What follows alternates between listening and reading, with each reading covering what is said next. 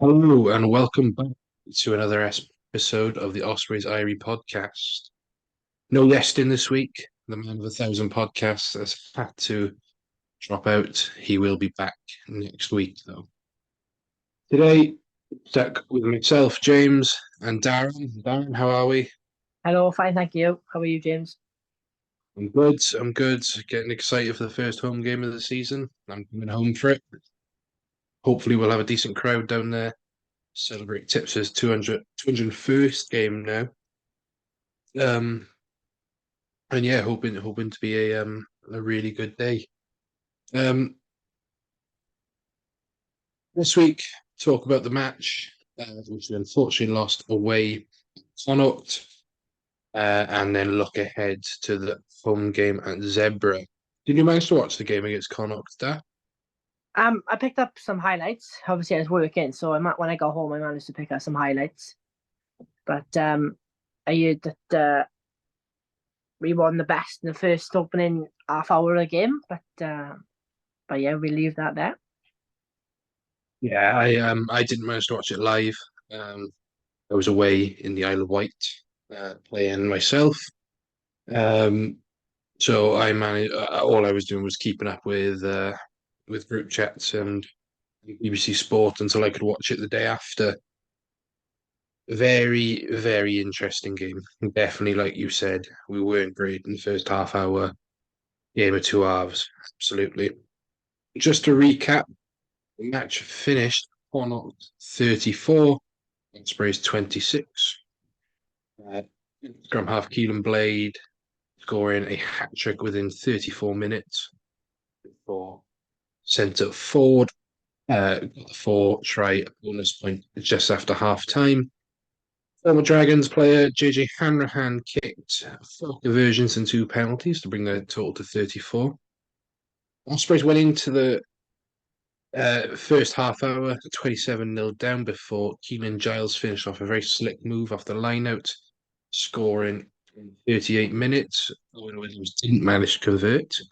Second half, then, Ospreys came out firing with Ruben Morgan-Williams going over after some lovely hands by fullback Max Nagy and replacement fly half Jack Walsh. More on him later. Forwards then wanted to say with James Ratti going over after a lengthy TMO review before Reese Davis bundled his way over in the 75th minute to Ospreys the four try bonus point, meaning they come away with some points. Jack picking three conversions.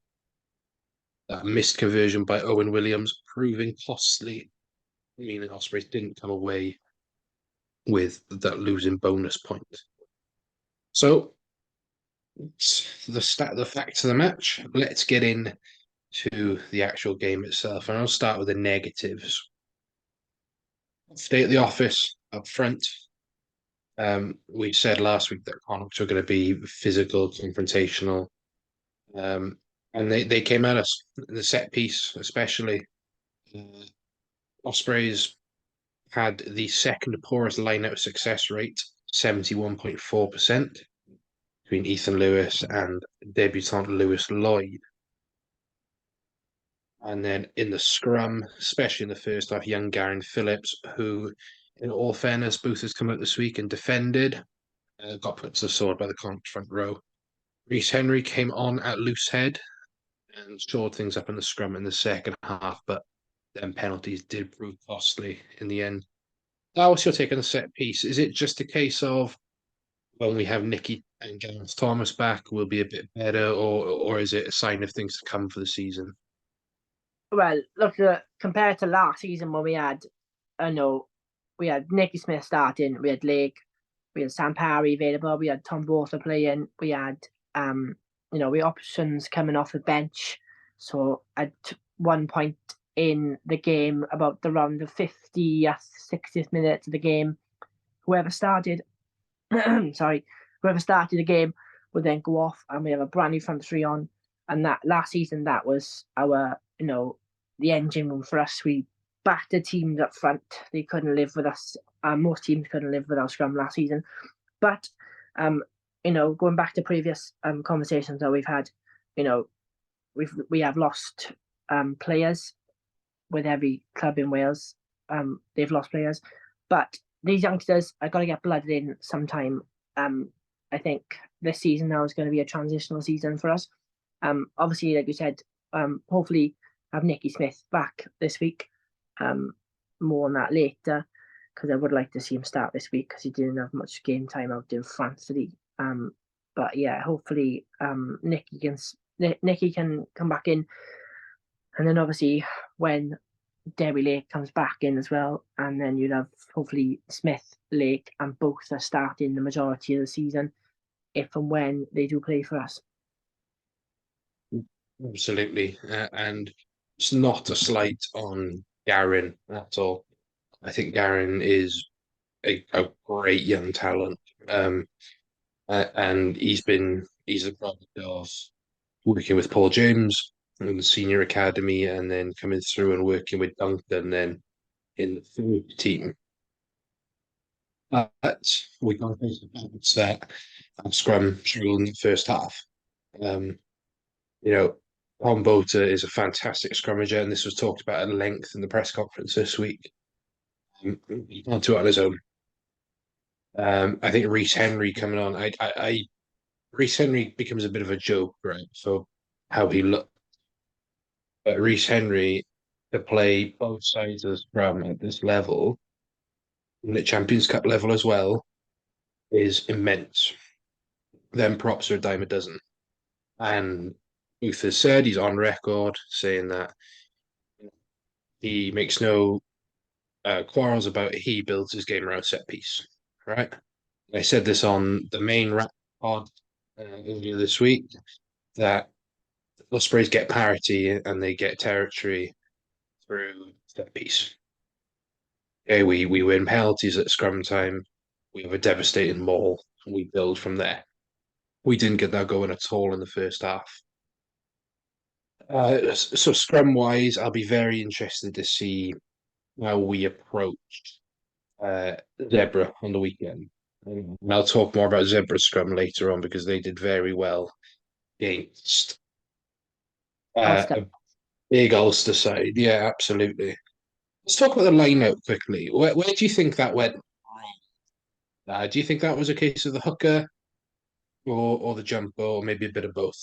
I think a bit of both, to be honest. At the end of the day, they practice all week on like certain calls, and then when it comes to match day, I think things goes out the window, or they just forget about certain calls, and then they just throw it into the lineup, hoping for the best, and then hoping they catch it, and then go from there. Like, but I don't know what was happening, to be honest. I don't know. I don't want to put blame on one person, not the other, because at the end of the day, it's their job. Like, and they're both responsible.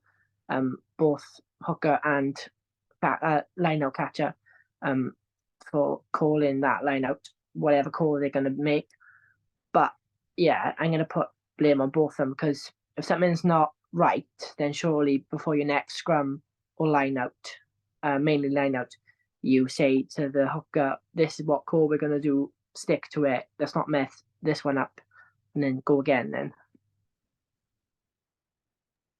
Yeah, absolutely. It's I think the blame lies equally between the caller and the jumper. It's very difficult, I think, when you lose such a pivotal part of your lineup in Adam Beard, who calls it at club level. You have Reece Davis, who have seen call the lineup before and for himself. Will Griff obviously coming back into the team. We lose him in the second half. Sutton comes on, who isn't a lineup caller. You've got Ratty in there, who's a great line-out forward, and Tips, who was, let's not beat around the bush, was outside of, well, he was Wales's main line-out forward for years and years and years, and knowing Tips and he has an obsession with the line-outs, and Richard Kelly won't be happy with that stat at 71.4%. And it is tough when, you can argue that Sam Parry is our number one hooker because he is here for the whole season. He is on his way back. Luther said he's touch and go. We'll see how he responds to training this week. Hopefully that means he is at least on the bench on Saturday. Um, we said on the pod that Ethan Lewis, I think, is a great little signing for us. He's a great squad player. And Harley Worthy, the Cardiff correspondent, if you want to call him, agrees. He's never going to be one that's going to set the world on fire, but as a fundamental hooker, I think he's great. I just think we maybe didn't call the best on Saturday, and when we did, it worked. So, yeah, if it continues against Zebra, and we've got a problem, then we're looking to fast track Sam and Kelly back in. But I am more frustrated at the scrum given penalties there, and you could see in the second half when Ospreys did get the nudge how much it meant to Tommy Boter and to Garin. So that was a set piece. I think that was probably the second biggest problem on the weekend. But the biggest problem that first half was that soft defence. So Mark Jones, obviously high profile signing in the coaching department, having come with very high remarks from the Wales under-20s after their semi-successful campaign. But that being said, defence was an issue on Saturday. Toby Booth has said in multiple press conferences that it's difficult with a reduced squad size to replicate game physicality. That also applies to the scrum as well. Having two full front rows is very difficult to replicate scrum. Hence why the Ospreys have consistently trained with the likes of Swansea University, Bath Rugby, Dragons, and Cardiff throughout their long pre-season. The Ospreys have been in camp for around 13 weeks, and on one hand, it is worrying that the defensive system hasn't been fully realised.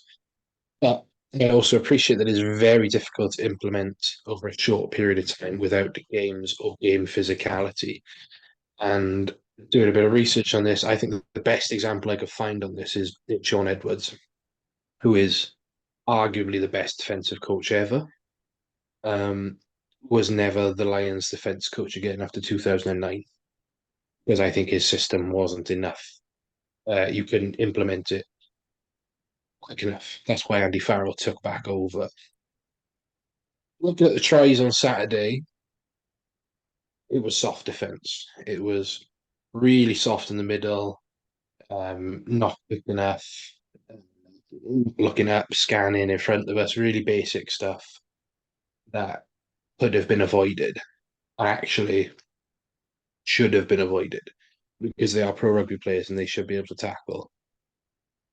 Is it something to worry about, Darren? How soft that defence was in the first half, or do you think that's something that's going to get better as the season goes on?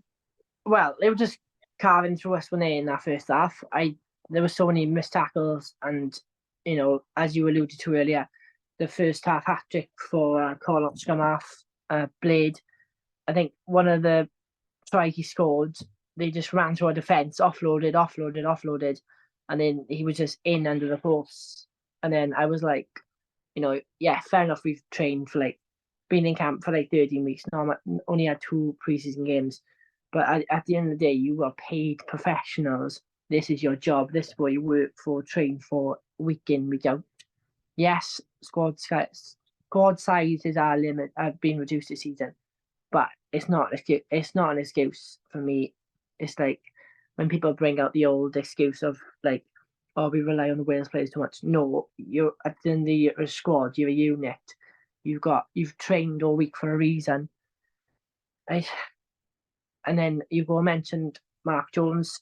Obviously, he's new to the region. It's going to take time to implement what he wants the boys to do defensively. It's going to be a learning curve this season, but we're just going to hopefully rely on whatever he's trying to implement with the boys, and it sticks. And towards the end of the season, we see the results, because we can't really judge him on two preseason games, and then you had the game against Connacht the weekend. I think come Christmas time, I think we should sit down and chat to see how he's doing defensive wise. But it's early days yet from his point of view. Yeah, no, I can't really argue with any of that, to be honest. I think that as a defensive system, should have been tighter. Um, you look at, I think it's the second try where we put a big shot in, maybe the third try for Connacht. We put a big shot in, the ball comes spilling out. It lands with a Connacht player who literally all he does is turn around and then runs a gap where I think it's between Gary Phillips and another player. And why is that gap there? We didn't make an effort to plug that and make that tackle. They go through, like you said, offload and score. And I hadn't looked at the defensive stats actually about um, how bad we were. So we made 156 tackles on the weekend and missed 25 of them. So an 86% tackle completion. Now that isn't awful, but 86% won't win you games away from home. Okay. And that's down to, one up tackling, uh, to your group tackling as well. 86% won't win you games. For reference, Connacht with 181, missing 19, just giving them a 90% tackle completion rate, which is the stat that you want to be around. It's not all negative from an Ospreys point of view. We only conceded 8 penalties. Um, but the stats are pretty damning from an attack point of view. That barrage in the first half, Connacht made 11 line breaks compared to our two. You know, 375 meters post contact, more ball carries, more passes of the ball. Again, that comes down to that offloading game. Um, and their lineup was you know, Connacht full credit for that win. The first half was inexcusable from the Ospreys, and it's widely said on the forums, on Facebook, on Twitter or X, whatever you want to call it, that was the worst first half the Ospreys have played probably ever since I can remember anyway. And talking with Hugh Griffin of the Pirate Rugby Pod on Rap this week, saying should you be more harsh on them for that first half because we went in 27-5 down. And I genuinely don't think so because of that second half. If we'd have come out and lost the game by 40, 50 points, and it was a repeat of that first half, I think I would be, yeah, this is really inexcusable. But that brings me to the positives. Because I don't want to dwell on them negative things, right? This is a new season. We're going in it with a new uh, mindset. And Ambition. let's look at the positives. Exactly, ambition. So, URC stats. Ospreys in round one of the URC had the second highest rate of collision dominance. So 29.1% of their carries they won, um, which is good to see. Even when we made on the so the likes of Morgan Morris, who got through lots and lots of work. Bruce Henry came on and carried well. Reese Davis carried well. James Ratty, Eves, Tipperick was when he carried and that offloading was brilliant. Um, they clearly done their homework on the likes of Kieran and Owen. They were wrapped up really, really quickly. And Gordon Farrell for Connacht works really well as that centre partnership. Um, they were resilient. We went into half time 27-5 down. It took us 38 minutes to get into that game. Like you said, half an hour of being under our post, being under the cosh. We set the tone early. Kieran Williams dropping the kickoff. Stuff that you coached at the lowest level is a coach killer. Um, I think best way to look at it is the game last year where we went there conceded 50. We both sides of the half we were soft, but actually we didn't fold. We came out, we outscored them the second half. We let them in with a soft try. But we outscored them 3 tries to 1. Yeah, what do you make of that resilience in the second half to come out and to play like that when they could have just folded over, rolled over? Sorry. I think it shows character and what Toby's probably been drilling into the boys for like 13 weeks. Yes, 27 nil down inside half an hour. It's a negative. But then Giles scored towards the end of the first half.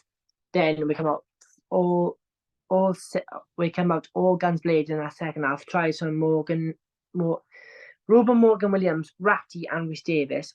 4 tries, and then to come up short at the end showed great character, great belief from the boys. They could have folded in. They could have said, "No, this game's done. What's the point?" But they showed grit and determination to come back. Um, but yeah, it could have been a lot worse. Could have been a 40, 50 point if we didn't have come out that second half and the way we did. But yeah, we showed. Um, I think we showed some positives. Hopefully, we can pick up where we left off next weekend. Now, the weekend coming, 4 tries, not easy going to Connacht. Never an easy upset going there. But yeah, some positives to bring back for the Zebra game on the weekend. And Justin said last week, I think on both pods that Connacht is the hardest, be the third hardest place to go for the start. If you're an Ospreys person, if you went on a tour to South Africa, like our friends in the West were, um, Connacht away is the one I would have wanted the least, apart from Rodney Parade. Um, but yeah, absolutely great resilience to keep us in the game. Um, I think he got his substitution spot on. I think that goes on to my next point. The subs, I thought the bench had a real impact. And I was listening to the Dragons Lair pod today with Jamie and Gav, who noted that the Dragons bench just didn't add anything in that Edinburgh game. And ours did. I thought Owen Williams had a really poor game for us, a really out. It's his worst game for us since he's joined the club last Christmas. He didn't. I don't think he looked entirely fit. To be honest, like he could just be shaking off the cobwebs. He only played that Cardiff game. He didn't play against the Dragons. Um, so yeah, that'll be interesting to see if Walsh starts on the weekend. But Jack Walsh, man, he took some criticism last year, and rightly so. The goal kicking definitely wasn't up to standard at all times. Probably made the wrong decision a lot. Struggled at 15 a bit. I'm thinking back to that Cardiff game at the Arms Park where he had a bowler in the first minute and Cardiff go over. So, he's come under some fire, but in all of pre-season, I think he's been fantastic. And he showed that again on Saturday. He comes on, he hits lines really well. His kicking's been great. He tries. I can't speak highly enough of the boy. Talking about resiliency in squad. Let's look about resiliency in Jack Walsh. What's your thoughts on Jack? Is he one to lead us at the starting 10, or do you think he works better off the bench as a game as a finisher? Well, I think it's nice to have 2 10s really at your disposal. I think Owen Williams brings um, confidence, and he also brings more experience. But Jack Walsh, up and coming player, of course, like you said, didn't have the best season last season, come under scrutiny at some points. But I remember going up down west to watch that Derby game, and he obviously slotted over that last minute conversion to draw the game. Otherwise, we were lost, and that wasn't the easiest of conversions from him on his first outing, I believe, for that game. But yeah, I think hopefully it was just a one game that Owen Williams had, and he'll forget about it and he'll be okay for the next game. If not, I think Jack Walsh starts. I think yes, he's young. I think I think he's ready. Same as I know going off the topic a bit now, but I think him and Ruben Williams this season are going to be big players for us. I think going forward. But hopefully Owen Williams can prove the doubters wrong and he'll be okay for the weekend. If not, start Walsh, and I'm sure he will have a good game like he did when he came on early in that game against Connacht on the weekend. Yeah, I think it's a really, really good debate around Walsh at the minute, and yeah, like you said, really healthy to have 2 10s, well, 3 10s really, if you count Dan Edwards, his development. Who else made an impact? Reece Henry. Talk about him. Again, often joked about because of his appearance and being old school, but carried really well. He shored up that scrum on the loose head side, which you have to remind people, the loose head side is not his stronger side. He is a tight head, can play loose head. There are only a handful of props I can think of right now who can do that. Probably one of the most common ones would be Jamal Ford Robinson for Gloucester. In the Premiership, regularly fills in at big and loose. He's got a lovely pair of hands. He does that lovely drawback for the Ravens try. I think there's a real case for him to be on the bench at Lucid on Saturday. That allows Warren to keep his place in the bench, who I thought again looked good when he came on. Rhys Davis, after a lot of work, I thought Tipuric on his 200th appearance was great. Really, really hasn't missed a beat. I think that long preseason works really well for him. Other than that, it was a quiet day for the likes of Giles, and he did really well for his try, Luke Morgan. The other player who I thought played really well was Max Nagy. Someone who last year probably came under a lot of criticism, especially when Yeston Hopkins came through. I think a lot of people were like, oh, look at this brand new thing we have, this shiny thing in Yeston Hopkins, and sort of disregarded Nagy, who again wasn't patently fit all of last year. He was really struggling, I think, with injuries and nagging injuries. He was excellent. He, took the high balls really well. He runs at soft shoulders, which I really like. So for the layman, when runs at your weak shoulder, breaks that first tackle every time, gets over that gain line. You could see this year Fussell is wanting to use him a lot more on the line. If you look at Ruben Stry as a perfect example for this. Ford recognizes that Nagy is coming into this line off a beautiful drawback pass, and he bites in. So Nagy puts a nice little step off the right. Beautiful offload into Walsh, who gets through that gap. That's what Nagy brings you. He's a big guy. He's 6'4", really, broad shoulders, proper shape. I think he's our fullback going forward. Obviously, Yeston Hopkins injured at the minute. Interesting to see whether he comes in for some of the European games. But Nagy definitely gets that nod at fullback.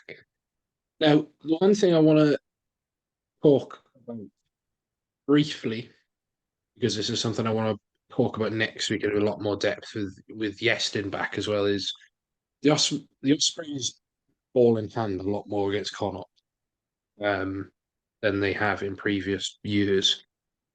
Look at tries 1 and 2. They play some very sexy rugby. Now, you and I are both very active in Ospreys communities online, and that fans have been clamoring for this sexy rugby for a while. This keep it in the hands, throw it out wide. data from the URC confirms that when the Ospreys win, they average nearly 16 carries less because they're kicking the ball a lot more. What do you think? Do you think Ospreys continue with this, keep the ball in hand a lot more, and hope it sticks, or do you think no, let's go to what's safe, to the kicking game, the territory? What do you think? I think it all depends on the opposition we play. So using last week as an example, playing a Connacht, we couldn't really play. In my opinion, we couldn't really play a kicking game because you don't know what type of weather they're going to have. So ball in hand, I think, was the option for us in Connacht, and we scored 4 tries. But then, say now we're playing ourselves into danger, or we got a dangerous team we're playing against, and their fullback is known for like dropping high balls or is not very good in the air, then we try and implement a kicking game to try and get us up the field, put their 15 or 10 under pressure, and then win that battle, the aerial battle that way. But I think it all depends on the opposition we're playing. But yeah, so personally, it all depends on who we're playing. But as you, James, alluded to, the sexy rugby, as you called it, I think, going forward, we need fans pay to watch attacking rugby, none of this dull malarkey or table tennis kicking it back and forth, and that's boring. But it all depends on the opposition, like I said. But fans are crying. I've always been crying out for attacking rugby, flair, like New Zealand esque, chucking it about and like offloads left, right, and centre, and just like enjoying playing rugby. But I think going back to what I said, I think it all depends who our opposition is, and then go from there. To be honest with you, because one week you might play great rugby, throwing it about, and looking to play, and then that backfires. Or then if you play the kicking game and that backfires and you lose the game, then you're like, oh well, that was our fault for not reading the opposition. But that's just my opinion, to be honest with you. Absolutely. You've got to strike that balance, I think. And I'm going to go on that sort of discussion with a comment from our co-host, Yestin, who, when I posed a question to fans on Facebook, said this. I think of the last 2 seasons, we have seen the Ospreys go from one end to the other. 2 seasons ago, there was a lot of kicking and trust in defence, whereas last year we saw more of a running game, which, oh, pardon me, was faulty at times. Toby mentions quite a lot that he wants the players to make the key decisions. So hopefully we do see a little more kicking, but when the opportunity is there, the squad take it. And I think that's the best way to put it. I would like to see us kick the ball a bit more and put pressure on opposition with chases and things like that. And then put pressure, line out times and whatnot, and get them small, play the rugby halfway into their 10-meter line, not the other way around. In terms of playing the effective, the sexy rugby, is it always effective? We got up against Zebra now, who we'll talk about Zebra in a minute, and their success on the weekend. But is sexy rugby going to be the way to break Zebra? I don't think so personally. But we'll come on to that now. So let's look ahead to Zebra at home at Swansea.com Stadium for is it a 1 p.m. kickoff there? Yeah, it is. Yeah. 1 p.m. kickoff live on BBC Scrum 5. But if you can, get down to the Swansea.com Stadium, support the boys in their first home game of the season. Zebra put in a fantastic performance against Ulster. The URC before the game predicted them to lose by 28 points, despite them being at home. Instead, Zebra lost eventually by 4 points in a controversial manner. They got parity at scrum time against Ulster, winning a 6 scrum penalty and boast 100% line-out success. In terms of personnel, they boast former Ospreys rower Guido Volpi, who for some looked very good when he did play in his limited appearances for the Ospreys back during the Alan Clark era. In their back line lies Zagesi and Pani, two very, very fine players, with players like Ferrari in the pack. Where do you stand on Zebra? Do you think, despite their massive losing record, do you think they still pose a big threat? I think so. Yeah, I think I can never. I always get mixed. I always mix Bennett and Zebra up. One of them is like our kryptonite team. We always struggle against them every season. I can't remember who it is, but yeah. Um, I think they're Italians and they always bring passion and flair to every game. They ran Ulster close on the weekend. Not many teams do that these days against Ulster, in my opinion. But yeah, I think we should go out there and just give it our best and read the opposition. And hopefully, Toby's done that this week and they've trained for a big physical encounter with Zebra and hopefully target that aerial battle as you alluded to, because the playing the nice style of rugby might not be effective this week, given their pack size on the day. But who knows? We'll have to wait and see this Saturday. But hopefully, like you said, Toby wants the players to make the decision on if they're going to kick it or run it, or if they spot a gap, they're going to take the chance and dart and run. But it all comes down to the players at the end of the day and what they've trained for a week to attack this Zebra team. Absolutely. I think Zebra on the main pod. Zebra is a team we struggle to play rugby against. I think, we always do get the result off them eventually, but whereas with Benetton, we're more of a battle as to whether we actually win or not. Zebra's one that drag down to a certain level and we just play turgid rugby and we were sort of grinding out performances. We went away to Zebra last year and we got off to a really nice start. Thieves went over, Tian Thomas Wheeler went over, and then it took a Zebra fight back for us to wake up again. And, I don't want that again. I want us to be clinical on Saturday. And what's worrying me is that Zebra went out and gave a really good account to themselves against Ulster. And that Ulster squad's got a lot of depth, a lot of good players. Their set piece was great. They've recruited well. It's a young squad made up of mainly Italian players, and then they recruit really smartly with South Sea Island players um, and players from New Zealand as well. From an Ospreys point of view, it is confirmed that Smith will be available for selection.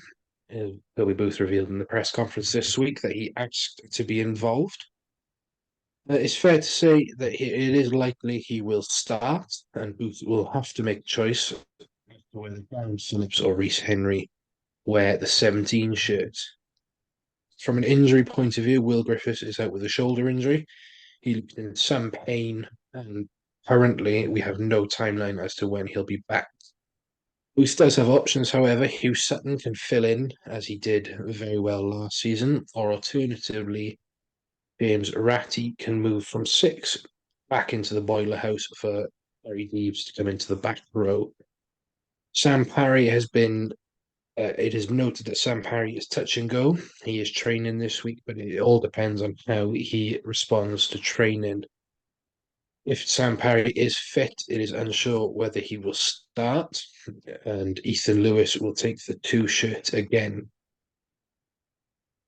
In terms of placing Will Griffiths in that second row, Darren, who do you bring in? I think Sutton is the obvious replacement, and then you chuck Ratty into the front 4. and then you obviously in times like this we're gonna struggle because limited budget, limited players. Obviously, Beard being away with Wales still, and he's gonna be playing in that Barbars game next weekend. I think he just chuck Sutton in. I feel sorry for Will Griffiths. He's been injury hit for the time I can remember. Just feel sorry for the guy. He made his 50th appearance against Connacht. Not many players get to do that achievement. Just feel sorry for him, but hopefully it won't be a long-term injury, because I think in the long term that might affect us going forward with options, and we might have to bring an emergency signing in just to cover for however long Griffiths is up for. But I would definitely start Sutton on Saturday in the replacement of Griffiths. I think Midge signing probably would be too far. I think if he does move Sutton into the second row, probably see the likes of James Fender come in onto the bench. Good opportunity for him. A lot of hype around that young man. Really, leads from the front. Had a really good loan spell down at Cornish Pirates. You could also look at maybe Lewis Jones, Tristan Davis if he's available. So they're really young. I think most likely, if he wants some consistency, he'll bring Sutton into that second row and put Fender on the bench. I can't see him moving right. I can't see him setting the balance that back row, personally. But we will see. Any other changes you'd make to the squad there? Or do you think that he'll largely keep that same squad going into Saturday? We've talked about Nicky, we've Yeah. talked about Sutton. Anyone else you'd like to see come in? No, I think it's all fine.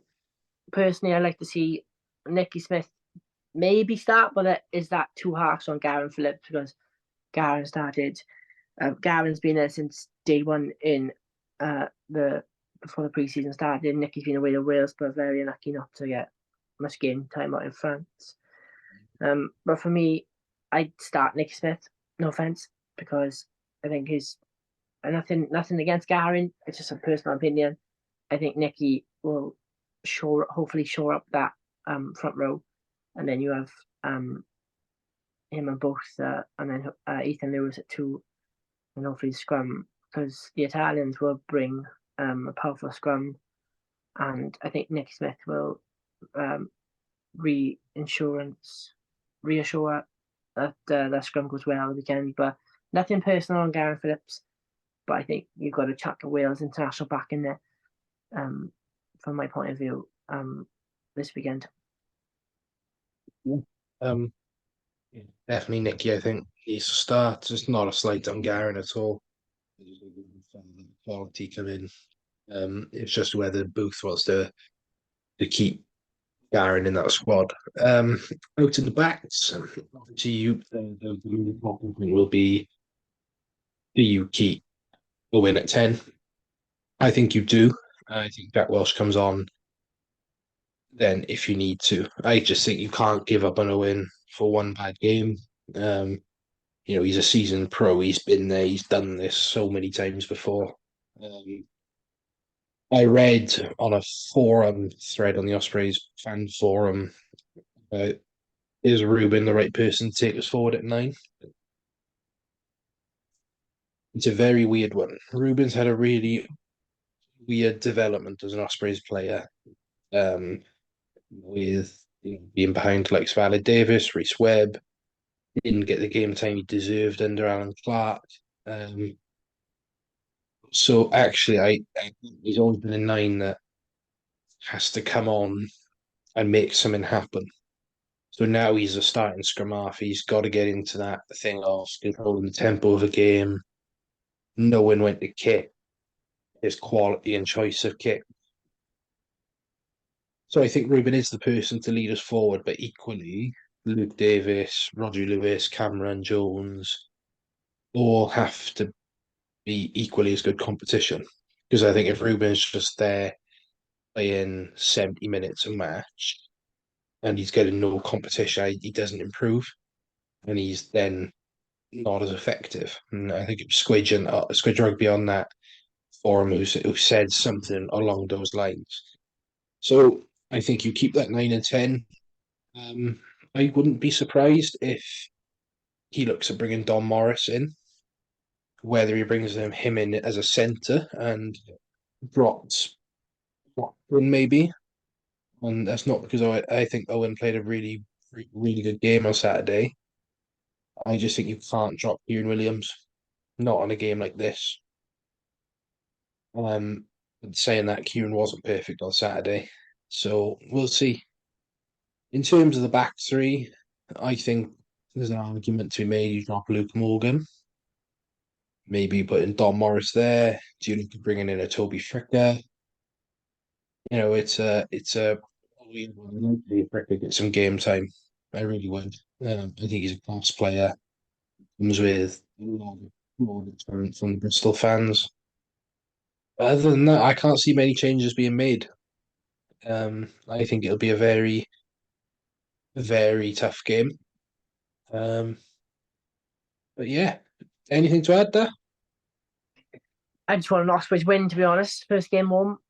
I just want to see us get our first W of the season, to be honest. I don't care how scrappy it is. I just want to see us get a win at home on Tipbrick's 201st appearance. Ultimately, the win is most important. Deny them a losing bonus point. Get that first win under the belt. Get some momentum of the Sharks game. And go from there. Then we we just need that win. So, as we move into wrap it up, then Darren, give me your score prediction for Ospreys versus Zebra. Ospreys 25, Zebra Palmer 17.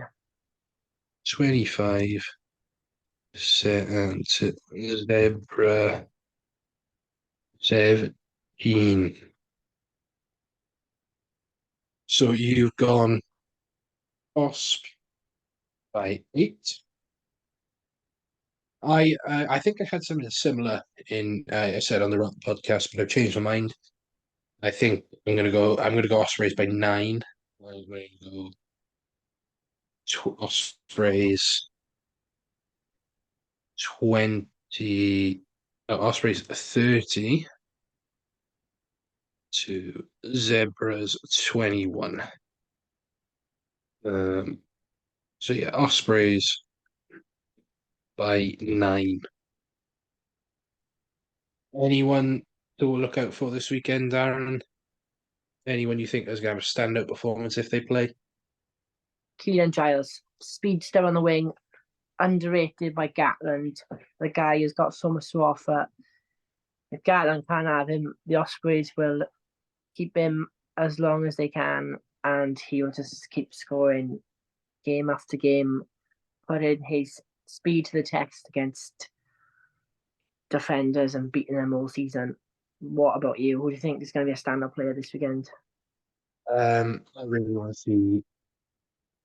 I think Reece Davis.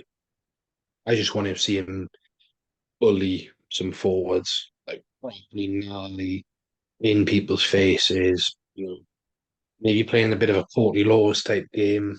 Um, yeah, I think Reece Davis. Other than that, I think that's for tonight. So, just as a reminder, uh, Ospreys versus Zebra, 1 p.m. kickoff, Swansea.com Stadium. It is live on BBC Scrum 5. Highlights obviously shown on Scrum 5 on the weekend. I have been James, joined as always by Darren. No Yeston next week. Hopefully, we'll be back up to full numbers next week. Join us next week as we review the game against Zebra and look ahead to the historic, if you want to call it, clash against the Sharks or the Hollywood Bet Sharks, taking place at Twickenham Stoop next Friday. I have been James. Darren, Thank you for tuning thank, in again. thank you so much. And join us next week on the Ospreys Eyrie podcast.